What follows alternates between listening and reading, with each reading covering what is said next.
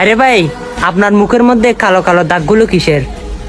কি ভাই, ওষুধ খাচ্ছেন, এত টাকা খরচ করতেছেন, কি কালো কালো দাগগুলো যাচ্ছে না?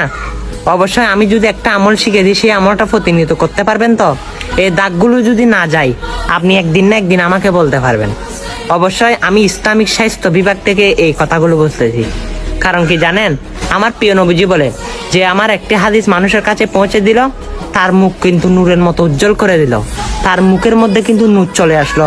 অবশ্যই আজকে কি করবেন, আমার রসুলের হাদিসটা আপনি দেখতেছেন, আপনার মুখের দাগ দূর করার জন্য এই হাদিসটা মানুষের কাছে পৌঁছে দিবেন।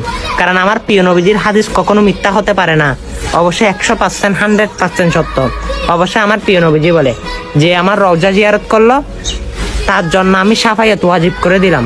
অবশ্যই হাদিসটা পৌঁছে দেওয়ার পরে আপনার মুখের দাগ তো যাবে, আর আমার রসুলের পিয়ার আপনি হবেন।